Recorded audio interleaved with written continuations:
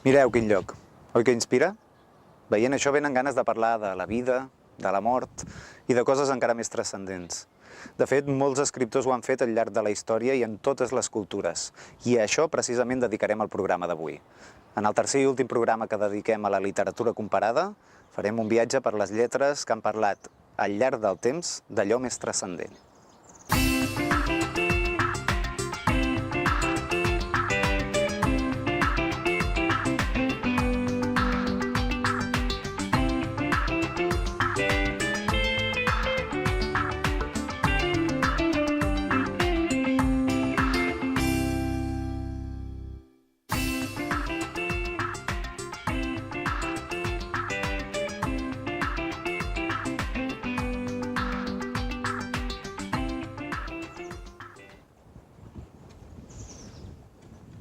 És difícil concebre la història de la humanitat sense tenir en compte el fet religiós. Des dels orígens més remots, els humans han buscat respostes sobre la creació de l'univers i el sentit de la vida.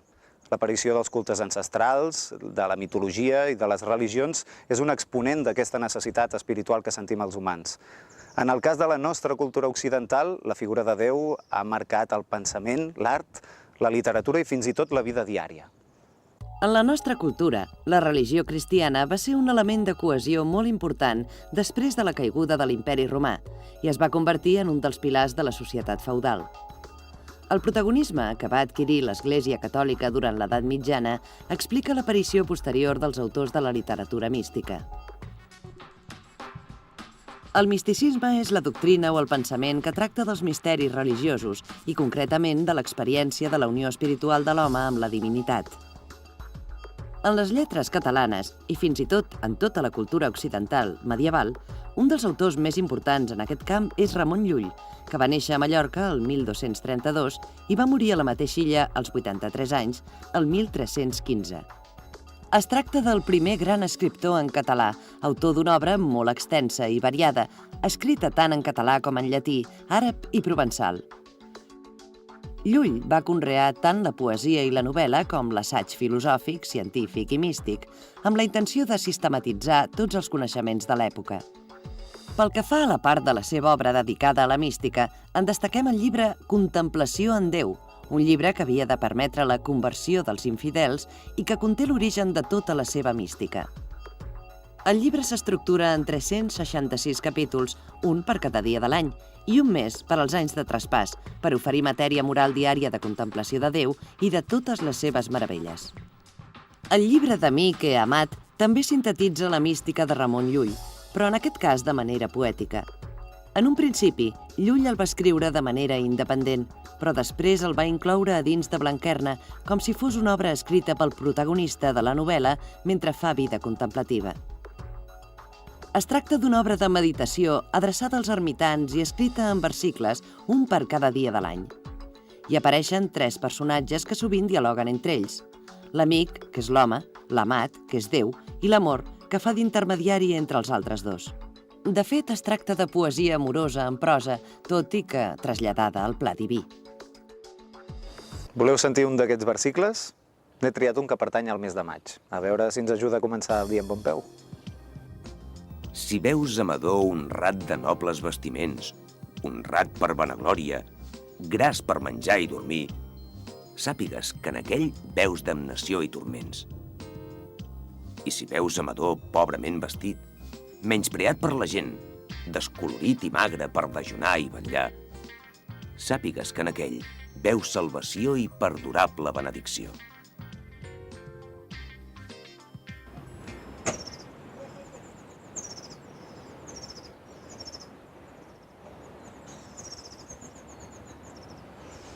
El pensament religiós i la idea de Déu, les qüestions existencials, o dit d'una altra manera, el desig de transcendència, també han estat abordats per autors contemporanis i actuals des de perspectives ben diferents a la de Ramon Llull, és a dir, des de la crisi, la incertesa i el dubte. Això ens demostra que aquest és un dels grans temes del pensament humà i, per tant, de la literatura, independentment del moment històric, del marc geogràfic o fins i tot de les vivències de cada autor. Al segle XX, un dels autors més emblemàtics de les lletres catalanes va recollir la tradició de la mitologia, des de l'egípcia fins a la grega, i la va convertir en matèria de reflexió a partir de la seva interpretació personal. Salvador Espriu, que va viure entre el 1913 i el 1985, era un poeta que estava profundament preocupat pels temes transcendents. En el conjunt de la seva obra, la mort apareix com el destí tràgic i inexorable de l'home. Per ell, la guerra adquireix la dimensió de guerra fratricida i injusta que s'associa a la desaparició dels éssers estimats. La destrucció i la tragèdia provocades pel conflicte constitueixen un altre dels eixos de la seva producció literària. El mite de Cinera, el nom d'Arenys escrit al revés, el formen els records d'un món esqueixat per la guerra. La seva adolescència i la seva joventut s'esvaeixen en la memòria i desapareixen per sempre amb la guerra. Espriu evocava els anys de la seva infància i la seva joventut com a paradís perdut. Era un món mític on vivien els personatges d'un univers que ja no existia, però aquesta ficció l'ajudava a suportar les dificultats de la postguerra. Aquests personatges eren com ninots que anaven cap a la mort en el gran teatre del món. El pessimisme per l'horror de la guerra es va transformar en una reflexió filosòfica profunda en què l'ésser humà apareixia presoner del final inexorable. La producció poètica d'Espriu, densa, complexa i molt rica temàticament, no es pot explicar sense tenir en compte una xarxa força espessa de referències culturals, que inclouen la Bíblia, la mitologia grega i l'egípcia, la teologia medieval i un seguit de temes i símbols de procedència barroca que confereixen a l'obra d'Espriu una magnitud cultural extraordinària. A partir de l'experiència de la tragèdia col·lectiva que va suposar la Guerra Civil, Espriu es va pensar tot allò que autors com Camus, Sartre o Beckett van reflectir en les seves obres respectives a partir de la tragèdia col·lectiva de la Segona Guerra Mundial i d'un món marcat per Hitler, Stalin, Hiroshima, la Guerra Freda o les guerres de Corea i del Vietnam.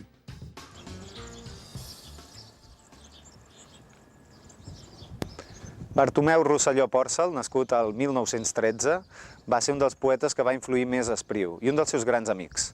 Va morir abans de fer els 30 anys en un sanatori per a tuberculosos durant la Guerra Civil, l'any 1938.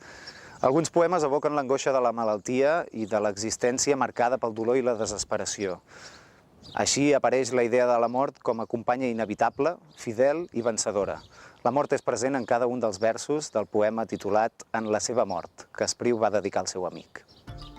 Estic cansat de tu, domini fosc i tempestat de flama. M'exaltaré damunt els horitzons i trauré les banderes al desert de la darrera cavalcada. Reina d'aquestes hores, ara vens tota brillant, armada. Inútil desesper del vespre, l'alba s'acosta ja amb l'espasa i l'ardor temerari que m'encén allunya les estrelles. En les lletres castellanes també trobem grans obres dedicades als temes transcendents. Igual que en el cas dels autors catalans, ens hem de remuntar a l'edat mitjana per trobar els orígens literaris d'aquesta mena d'expressions de l'angoixa de la mort i de tot allò desconegut. Les coples, de Jorge Manrique, autor del segle XV, formen part d'un corrent literari que reflecteix la preocupació medieval pel tema de la mort. L'autor va fusionar íntimament un motiu literari de llarga tradició amb les seves experiències personals. Concretament, la mort del seu pare, que va suposar una descoberta traumàtica de la fugacitat de la vida. Recuerde el alma dormida. Avive el seso y despierte contemplando cómo se pasa la vida, cómo se viene la muerte, tan callando. Cuán presto se va el placer, cómo després de acordado da dolor, cómo, a nuestro parecer, cualquier tiempo pasado fue mejor. 2 segles després, Calderón de la Barca, que va néixer i morir al segle XVII, va escriure l'obra de teatre titulada La vida es sueño, on va afirmar que la vida és pura ficció, un joc que es mou entre la realitat i el somni. En paraules de l'obra, la vida real és mort que mira la mort.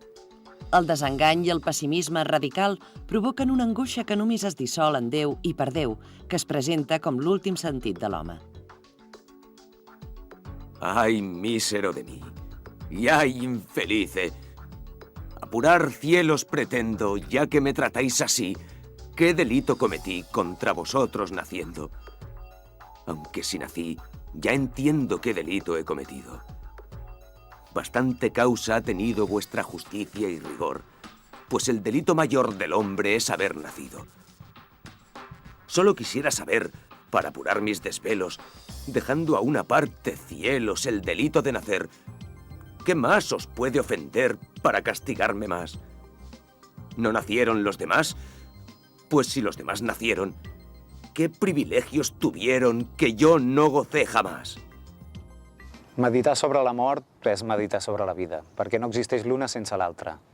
Sovint ens acosta el tòpic del carpe diem, un recurs literari que recomana aprofitar l'instant que es viu, perquè la vida és breu i el futur incert. Però de vegades, si el context social és depressiu i angoixant, ni tan sols és possible aprofitar el moment. Això es respira, per exemple, en la literatura romàntica i, en el cas de la literatura espanyola, en els poetes marcats pel desastre del 98 o per la Guerra Civil. Juan Ramón Jiménez, nascut el 1881 i mort el 1958, va publicar el 1903, 4 anys després de la pèrdua colonial de Cuba i les Filipines, Arias Tristes, una obra influïda per l'obra i l'estil del romàntic Gustavo Adolfo Bécquer, en la qual afloren els sentiments de soledat, de melanconia, i on els temes del pas del temps i de la mort troben una gran senzillesa de formes. Yo me moriré, y la noche triste, serena y callada dormirá el mundo a los rayos de su luna solitaria. Mi cuerpo estará amarillo, y por la abierta ventana entrará una brisa fresca preguntando por mi alma. No sé si habrá quien solloce cerca de mi negra caja, o quien me dé un largo beso entre caricias y lágrimas.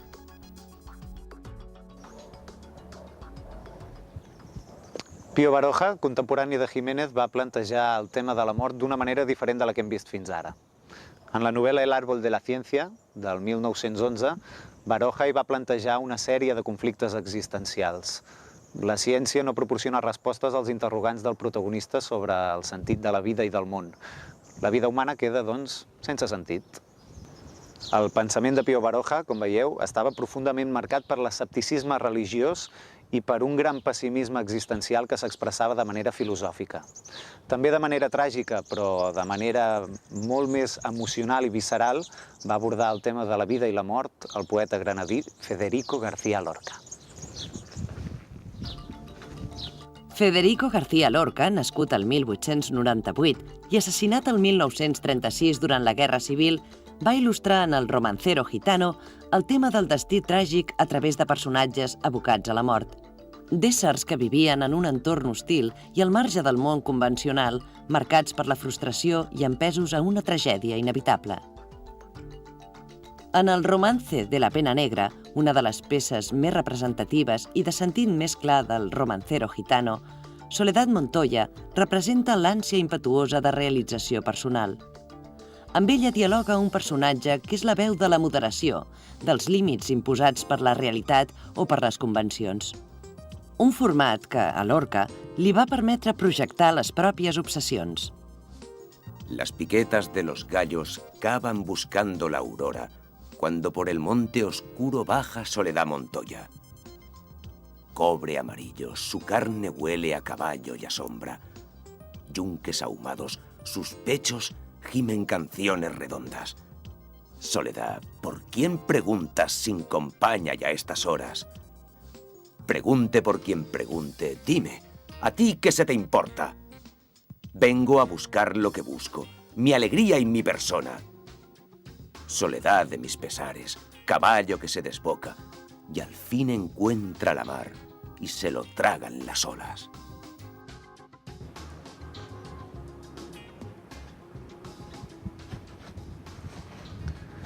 Els versos del Romancero Gitano, igual que la personalitat de Lorca, ofereixen un doble vessant. D'una banda, una vitalitat desbordant, plena de simpatia, i de l'altra, un malestar íntim i profund, un sentiment de frustració i una mena d'ombra premonitòria del seu destí tràgic. En la mateixa època, un altre gran poeta de les lletres castellanes també va crear un univers poètic que es basava en 3 temes transcendents: la vida, l'amor i la mort. Es deia Miguel Hernández i també va morir jove, l'any 1942, amb 32 anys. Miguel Hernández va publicar el 1936, amb 26 anys, El rayo que no cesa, l'obra amb la qual va aconseguir la màxima expressió del seu gran tríptic temàtic: la vida, l'amor i la mort. Al centre de tot hi ha l'amor, entès com un desig vitalista que s'estrella contra les barreres que s'alcen quan va passant. El poeta ho definia en paraules com la pena que tizna cuando estalla o el rayo que se clava incesante en su corazón con oscuros presagios de muerte. En aquesta obra hi trobem l'Elegía Ramon Sige, escrita en tercets encadenats i considerada una de les 3 elegies més importants de la lírica espanyola. En Orihuela, su pueblo y el mío, se me ha muerto como del rayo Ramón Sige, a quien tanto quería. Yo quiero ser llorando el hortelano de la tierra que ocupas y estercolas, compañero del alma tan temprano. Un manotazo duro, un golpe helado, un hachazo invisible y homicida, un empujón brutal te ha derribado. No hay extensión más grande que mi herida. Lloro mi desventura y sus conjuntos, y siento más tu muerte que mi vida. Ando sobre rastrojos de difuntos, y sin calor de nadie y sin consuelo, voy de mi corazón a mis asuntos.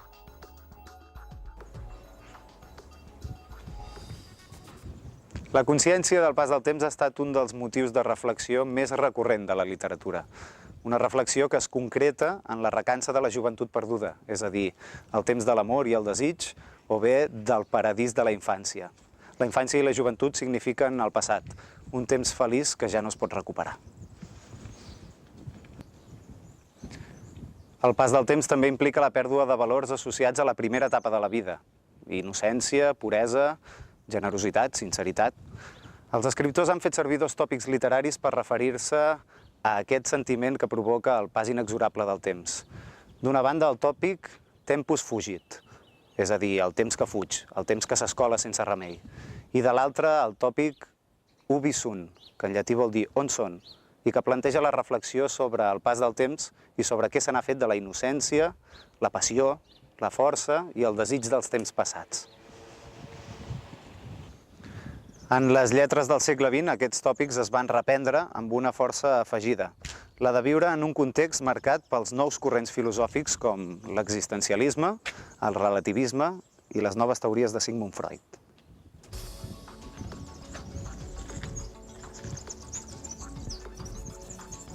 Bearn, o la sala de les nines, escrita entre els anys 1952 i 1954 per Llorenç Villalonga, és una novel·la psicològica.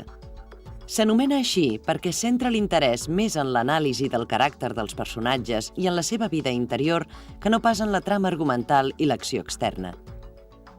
Es tracta d'un retrat de l'aristocràcia, una classe en declivi, ambientat en la Mallorca rural i arcaica del segle XIX. Don Toni, un noble mallorquí sense descendència que, com a il·lustrat personifica la raó, viu en una contradicció constant entre la racionalitat i la rauxa, entre el conservadorisme i el progrés, entre la virtut, encarnada per la seva dona, i la passió i el pecat, representats per la seva neboda Xima, amb qui fuig a París per viure una aventura amorosa. D'alguna manera, doncs, les angoixes i les crisis personals de l'obra es corresponen amb les angoixes i les crisis col·lectives del segle XX. Don Toni acabava de comprendre que l'eternitat no s'aconsegueix venent l'ànima al dimoni, sinó detenint el temps, fixant-lo. L'eternitat que ell desitjava se l'havia de crear ell mateix.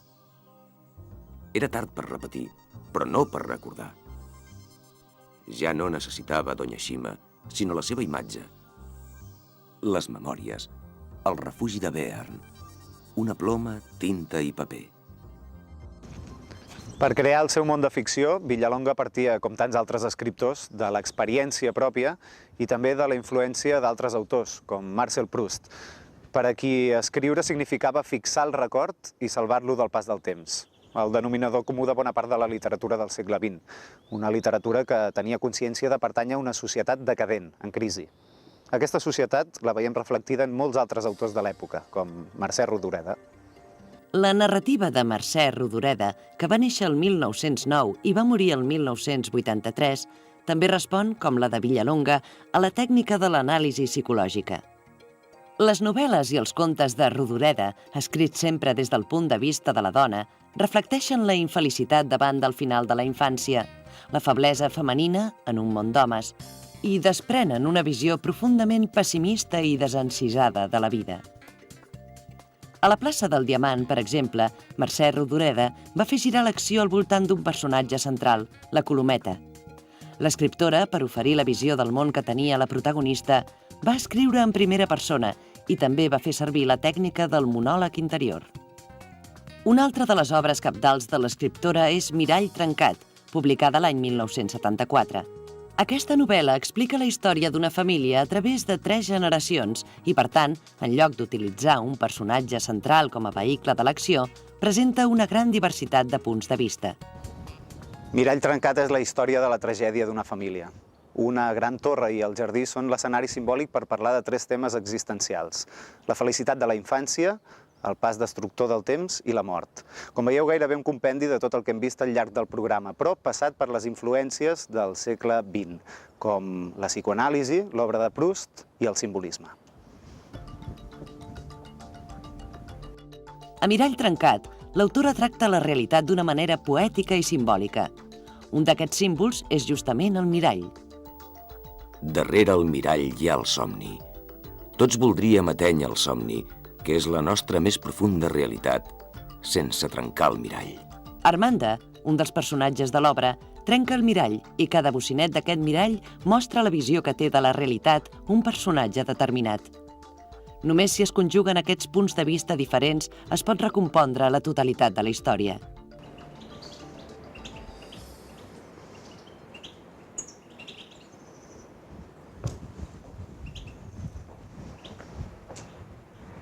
I amb això acabem avui. Hem vist que al llarg de la història de la literatura, l'interès pels grans temes com la mort i el sentit de la vida ha donat lloc a grans obres, grans autors i corrents literaris molt importants que s'han influït els uns als altres. Amb aquest episodi també acabem el cicle dedicat a la literatura comparada. Però si us ha interessat, vosaltres podeu seguir practicant aquesta disciplina de la crítica literària a casa. Bé, aquest no és un lloc gaire adequat per acomiadar-se. Per tant, en comptes d'acomiadar-me, us deixo amb el resum.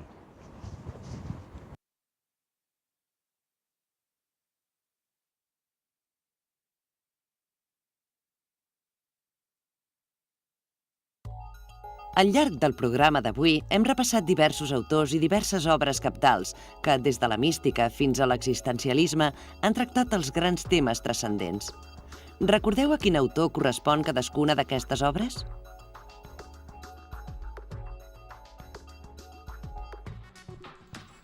La solució correcta és relacionar Cementiri de Cinera amb Salvador Espriu, La vida es sueño amb Pedro Calderón de la Barca, Llibre de Mique Amat amb Ramon Llull, el poemari El rayo que no cesa amb Miguel Hernández, Bearn amb Llorenç Villalonga i la novel·la El árbol de la ciencia amb el seu autor Pío Baroja.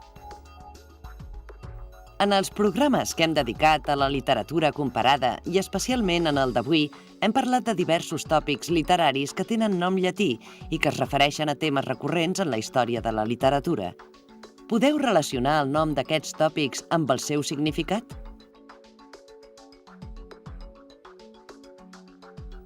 La solució correcta en aquest cas és relacionar carpe diem, que en llatí significa aprofita els dies, amb la frase aprofita el moment. Ubi sunt, que literalment vol dir on són, es relaciona amb la temàtica literària que es pregunta què se n'ha fet dels temps feliços. Locus amoenus, que és un tòpic relacionat amb el paisatge, descriu un paratge d'una bellesa i placidesa extraordinàries, per tant, el relacionem amb un lloc ideal. I, finalment, tempus fugit ens indica, tal com podem deduir per les paraules que conté, que el temps és fugisser, que el temps s'escapa. Finalment hem parlat de la novel·la psicològica, però recordeu a què ens referim quan anomenem aquest gènere? El fet que són narrades pel subconscient del personatge. El fet que se centren en l'anàlisi del caràcter, la vida interior i la visió del món d'un personatge determinat. el fet que poden ajudar els lectors psicològicament, el fet que han estat escrites per psicòlegs. La resposta correcta és la B. Anomenem novel·la psicològica la novel·la que centra l'interès més en l'anàlisi del caràcter dels personatges i en la seva vida interior que no pas en la trama argumental i l'acció exterior.